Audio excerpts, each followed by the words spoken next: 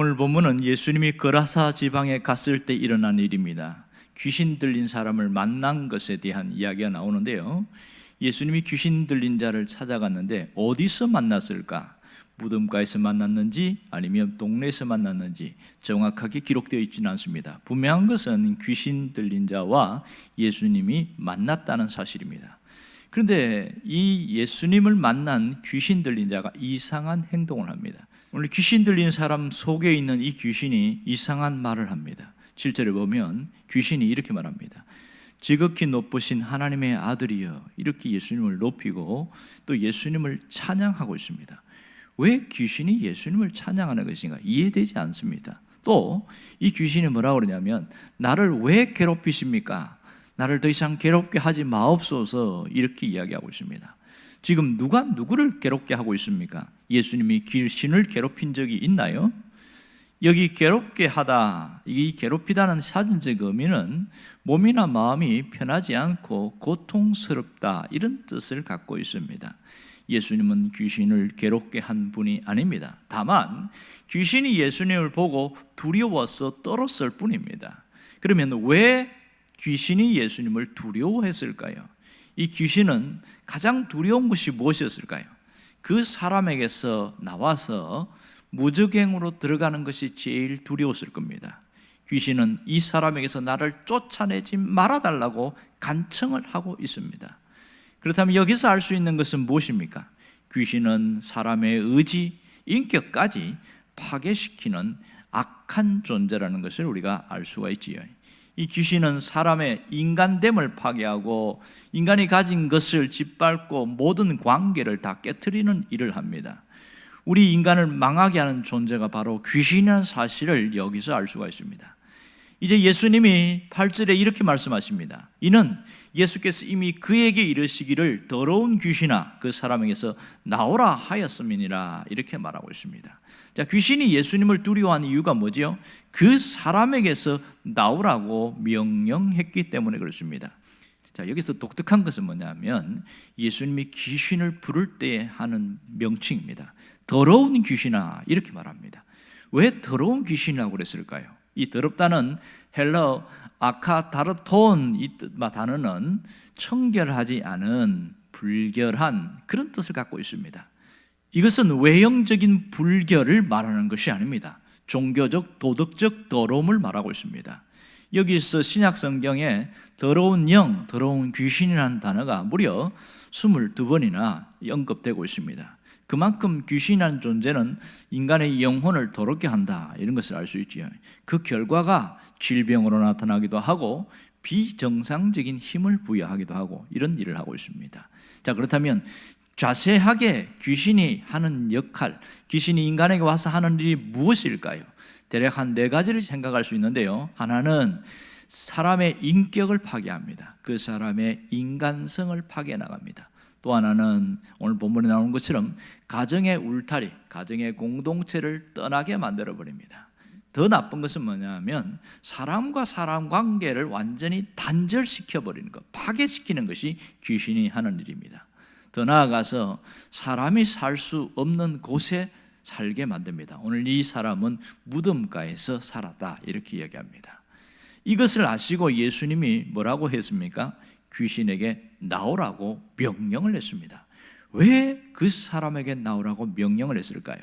그것은요, 귀신은 인간과 공존할 수 없는 존재이기 때문에 그렇습니다.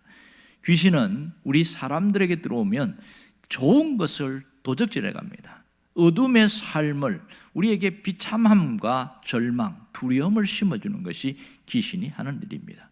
예수님은 그 사람에게 나오라고 명령을 한 것은 바로 이러한 연유 때문입니다. 나를 괴롭히지 말아달라고 간곡하게 요청하는 것은 바로 이러한 부분 때문에 그렇습니다. 그런데요, 이렇게 나를 괴롭히지 말라고 하는 귀신에게 예수님이 이런 질문을 합니다. 귀신의 이름을 물어보는데요, 9절에 보면 이에 물으시되 내 이름이 무엇이냐, 이렇게 묻습니다. 왜 그 귀신의 이름을 물어보는 것일까요? 여러분, 귀신에게는 이름이 있을까요? 없을까요? 오늘 이 귀신의 이름을 묻는데 이름이라는 것이 무슨 뜻인지 아세요? 이름은 사람이나 동물이나 식물이 갖고 있습니다. 그러니까 사람이 이름을 갖는다는 것은 그 사람의 고유한 특성을 갖는다는 것이고, 동물이나 식물도 그가 이름을 갖는다는 것은 그 존재의 고유한 특성을 갖는 것을 말하고 있습니다. 그런데 이 귀신이 뭐라고 답한 줄 아세요? 내 이름은 군대니 우리가 만음이니이다, 이렇게 말합니다. 자, 귀신이 자신의 이름을 밝힙니까? 안 밝힙니까? 안 밝히고 있습니다. 왜 안 밝히고 있을까요? 여기서 군대라는 것은 헬라어 단어 레기온에서 나온 말인데, 그러니까 무려 3,000명의 병사를 레기온이다, 이렇게 말합니다. 그렇다면 한 사단의 병력에 맞먹는 어마어마한 귀신이 그 한 사람 속에 있다는 것을 알 수 있겠지요. 여기서 예수님이 왜 귀신의 이름을 물었을까요? 왜 물었을까요? 그 이유는요, 네가 누구냐? 너의 정체성을 물어본 겁니다. 귀신의 정체성을 물어본 거예요. 그런데 내 이름이 무엇이냐? 보통 이렇게 말하면 나는 아무개입니다, 이렇게 대답하는데, 귀신은 자신의 이름을 밝힐 수가 없었습니다. 그것은 귀신은 이름이 없기 때문에 그렇습니다. 이 귀신은 자신의 정체성이 없어요. 이름이라는 것 자체가 없어요. 자신의 존재성이 없습니다. 단지 미혹할 때는 미혹의 영, 그 다음에 더럽게 할 때는 더러움의 영, 영이라는 표현을 쓸 수밖에 없어요. 귀신은 정상적인 인격체가 아니기 때문에 그렇습니다. 사람들 중에서도 갑자기 이름이 없어질 때가 있습니다. 그것은 사람이 범죄를 했을 때에 감옥에 들어가게 되어지면 그 사람 이름이 없어지고 번호로만 이름 불려집니다. 8838번 뭐 이렇게 이름을 부르는 경우가 많지요. 왜냐하면 죄를 짓고 왔기 때문에 인격체로 인정하지 않겠다, 그런 의미가 있습니다. 귀신도 마찬가지입니다. 귀신은 자신의 정체성, 자신의 이름이 없다는 것이 특징입니다. 여러분, 우리는 어떤 존재입니까? 우리는 정체성이 없는 그런 귀신과 다른 존재예요. 우리는 정말 존귀한 자라는 것을 알아야 됩니다. 사람들은 자신이 존귀한 존재를 모르고 사는 분들이 상당히 많습니다. 그래서 귀신을 두려워하고 어떨 때는 귀신을 달리려고 하는 일들을 종종 하게 되어집니다. 가끔 보면 제사 지내고 난 다음에 떡을 막 던지면서 고수래, 이렇게 이야기하거든요. 그건 뭐냐면 귀신을, 영을 달래는 그런 뜻이고요. 그리고 손 없는 날에 이사를 하려고 하는 것은 해가 되지 않는, 귀신이 해롭게 하지 않는 날을 찾아서 하는 일이고, 어떤 사업장을 열었을 때에 사람들 손님이 오갈 때 가끔 보면 소금을 뿌리는 사람이 있습니다. 그것은 그 사람에게 소금 뿌리는 게 아니고 귀신이 우리의 사업장에 들어와서 해코지 하는 것을 막으려고 하는 그런 종교적 행위라는 것을 알 수 있지요. 그런가 하면 어떤 분들은 귀신은 복을 주는 존재로 여기는 분도 있습니다. 그래서 귀신에게 복을 비는 경우가 있습니다. 가끔 집을 건축할 때나 어떤 건물을 지을 때 보면, 또 새 차를 구입할 때 뭐 합니까? 고사를 지냅니다. 돼지머리를 갖다 놓고 거기서 비나이다 하면서 고사를 지내는 거, 다 이것은 귀신에게 잘 봐달라고 복 비는 부분이겠지요. 또 결혼할 때도 보면 사주, 궁합 뭐 이런 것은 뭐 하는 겁니까? 그 사람과 잘 살 수 있는 어떤 뭐 길을 찾는 것도 하지만, 근본적으로 종교적 깊이 들어가면 그걸 통해서 복을 받겠다는 그런 심산들도 우리에게 포함되어 있습니다. 잘 살고 싶어하는 그런 마음이 이러한 행위로 나타나는 것이지요. 그래서 귀신은 복을 줄 수 있을까요, 없을까요? 결코 복을 줄 수 없습니다. 오히려 귀신은 인간을 절망으로 이끌고 가고 파괴로 몰아가는 존재입니다. 인간을 멸망시키는 것이 귀신들의 목적입니다. 이들의 목적을 안다면 결코 귀신들에게 복을 달라고 하지 않겠지요. 우리가 신앙인들은 말이에요, 귀신들의 영향력을 벗어나기 위해서 어떻게 해야 됩니까? 치열한 영적인 전투가 있습니다. 눈에 보이지 않는 영적인 전투가 있는데, 어떤 면에서 신앙생활을 영적 전투의 현장이다, 이렇게 말합니다. 악한 영은 수시로 우리를 무너뜨리기 위해서 끊임없이 빈틈을 노리고 공격을 가하기 때문에 그렇습니다. 악한 영이 우리를 공격하는 것을 뭐라고 표현하냐면 불화살을 쏜다, 이렇게 말합니다. 성경에도 보면 불화살이라는 표현이 나오는데요, 이 말은 악한 영이 우리를 공격할 때에 불화살에 맞으면 마음의 상처를 입는 것을 말합니다. 그럴 때 어떤 일이 일어납니까? 기쁨이 사라지고 슬픔이 우리 마음속에 찾아오고, 평안이 없어지고 불안함이 찾아오고, 소망이 아니라 절망하게 되어집니다. 담대함이 아니라 두려워하게 되어지고 그 두려움에 사로잡히는 것, 이것이 악한 영의 불화살에 맞설 때에 나타나는 현상입니다. 우리 삶에 이런 현상들, 이런 일들이 너무나 많아서 많은 사람들이 고통을 당한다는 것을 잘 알고 있습니다.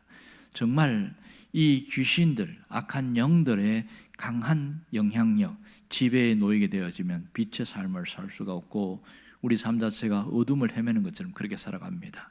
행복의 삶이 아니라 불행의 삶을 살게 되어지고 승리가 아니라 패배하게 되어지고 비참함 속에서 무너지는 것, 이것이 우리 인생의 안타까운 부분이기도 합니다. 왜 그렇습니까? 귀신이 우리를 무너뜨리려고 하는 것입니다. 여러분, 분명히 깨달아야 하는 것은 귀신은 하나님이 우리에게 주신 모든 좋은 것을 다 빼앗아갑니다. 악한 영이 하는 짓은 빼앗아가는 일입니다. 그래서 악한 영을 영적인 도둑놈이다 이렇게 표현하고 있습니다. 예수님도 분명히 말하고 있습니다. 도둑이 오는 것은 도둑질하고 죽이고 멸망시키려는 것뿐이다. 요한복음 10장 10절에 이렇게 말씀하고 있지요. 그렇다면 우리가 어떻게 해야 됩니까? 속지 않아야 됩니다. 악한 영에게 속지 말아야 합니다. 예수님이 오신 목적은 더 이상 우리가 귀신에게 속지 않게 하려는 것입니다. 예수님이 오신 목적은 우리를 구원하시려는 것도 있습니다. 죄에서 구원하고 마귀의 속임에서 구원하시려는 것이 있습니다. 그리고 저주와 죽음의 권세에서 구원하려는 것이 예수님의 목적입니다. 예수님은 우리의 삶에 찾아오셔서 우리에게 생명을 얻게 합니다. 어떤 생명입니까? 영원한 생명입니다. 그래서 우리가 땅을 살면서 풍성한 삶을 살기를 원합니다. 그러나 귀신은 인간의 삶에 들어와 불행을 주고 비참하게 하는 그런 존재라는 것을 알 수 있습니다. 너무나 극명하게 차이가 나지요. 여러분, 귀신이 우리의 삶에 머물면 어떻게 될까요? 끊임없이 불행하게 되어집니다. 끊임없이 삶이 추락하게 되어지죠. 귀신은 예수 이름으로 물리치면 떠납니다. 이것을 알아야 됩니다. 예수 이름으로 명령하면 벌벌 떨고 떠나가는 존재라는 것을 알아야 합니다. 야고보서 4장 7절에서 이렇게 말합니다. 마귀를 대적하라. 그리하면 너희를 피하리라. 마귀는 명령하고 대적할 때에 도망가는 존재다. 이렇게 말합니다. 그러면 우리는 예수 이름의 권세를 사용해야 됩니다. 예수 이름의 권세로 명령해야 합니다. 그래야 귀신이 떠나가게 되어집니다. 또한 우리는 가장 소중한 정체성을 가졌다는 것을 잊지 않아야 됩니다. 무슨 정체성입니까? 하나님의 자녀됨의 정체성입니다. 예수를 믿고 거듭난 자는 하나님의 자녀로서의 정체성을 갖고 있습니다. 이것이 신앙인이 가진 정체성입니다. 여러분, 나의 정체성을 잊지 않아야 됩니다. 나의 정체성은 예수 그리스도 안에 있습니다. 하나님의 자녀가 된 자의 특징이 뭡니까? 자유함이에요. 마귀에게서 억압받고 죄의 노예로 살아갔던 그들이 하나님의 자녀가 되는 순간 신분이 달라집니다. 드디어 억눌림으로부터 자유한 자가 되어집니다. 예수 그리스도가 내 안에 계심으로 모든 잃어버린 것을 다시 회복하게 되었어요. 이것이 이미 되어졌는데 그것을 찾아서 누리는 것이 우리가 해야 될 일입니다. 어떻게 하면 되죠? 내가 누구인지를 잊지 않고 나의 정체성을 찾아가면 됩니다. 나의 정체성을 기억하고 살아야 됩니다. 그것을 기억하면 내 삶이 달라질 수밖에 없는 것이죠. 그러나 자신의 정체성을 모르면 여전히 미운 오리 새끼처럼 살아갑니다. 미운 오리 새끼라는 동화는 안데르센이 쓴 유명한 작품입니다. 거기 보면 잘 아는 대로 어느 날 오리 무리 중에 정말 못생긴 하나의 오리 새끼가 하나 태어났는데 그럼 그래도 그렇고 움직이는 거 그렇고 모든 것이 너무 다른 거예요. 그러니 자신이 나는 오리가 아닌가, 자신의 정체성을 잃어버리고 살아갑니다. 그렇게 해서 같은 동료의 무리들 속에서 미움을 받고 살다가 어느 날, 아주 시간이 지난 어느 날 저 호숫가에서 자기와 비슷하게 생긴 존재가 갑자기 호숫가에서 푸드득하고 하늘로 날아가는 걸 보고 나도 날을 수 있을까? 그리고 그가 한번 이 날개짓을 했더니 똑같이 날아가더라는 겁니다. 무엇이 미운 오리 새끼를 바꿨을까요? 자신의 정체성을 찾은 거예요. 자신은 미운 오리 새끼가 아니라 백조라는 것을 찾았습니다. 우리도 마찬가지입니다. 하나님의 자녀됨의 정체성을 찾는 자는 자녀됨의 특권을 갖고 살아갑니다. 자녀됨의 특권을 누리는 자로 여러분이 살아가기를 바랍니다. 나의 정체성을 분명히 하는 자는 자신의 삶의 꿈과 목표가 뚜렷해집니다. 예수 안에서 그분을 위하여 살아가는 가치 있는 존재로 살아가는 겁니다. 내가 살아가는 이유와 삶의 존재 가치를 분명히 알고 살아갑니다. 이것을 안다면 우리가 어떻게 살아가야 됩니까? 오늘 현재 어떤 모습으로 살아야 합니까? 어떤 모습으로 살아야 합니까? 영적인 고도를 높이시길 바랍니다. 신앙의 고도를 높이세요. 어떤 분이 영적인 세계는 동물의 세계와 비슷하다 이런 얘기를 했습니다.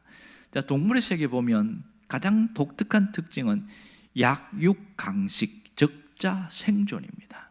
예를 들면 사자 무리 속에 보면 수사자 한 마리가 늙은 수사자가 암사자와 어린 새끼들을 건드리고 있는 모습을 보게 되죠.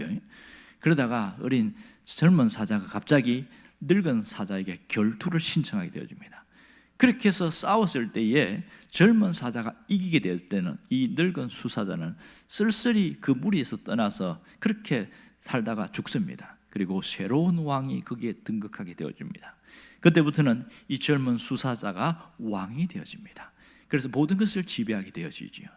신앙의 세계도 마찬가지라는 겁니다. 신앙이 성장하고 성령 충만하기 위해서는 영적인 싸움이 있다는 겁니다. 이 영적인 싸움에서 이기면 내 삶을 악한 영에게 빼앗기지 않고 드디어 성령 안에서 우리가 살아가게 되어지고 무너진 삶이 아니라 세워지는 삶을 살게 된다는 겁니다. 영적인 전투에서 이기면 그리스도 안에서 새로운 삶의 영역으로 들어간다는 것을 말하고 있습니다. 그렇다면 우리가 이 영적인 세계에 온전히 이기는 삶을 살려면 어떻게 되냐? 영적인 고도를 높일 수 있어야 됩니다. 그럴 때에 우리에게는 성령의 열매를 맺게 되어집니다. 여러분이 그 주인공이 되기를 주의 이름으로 축원합니다. 기도하겠습니다.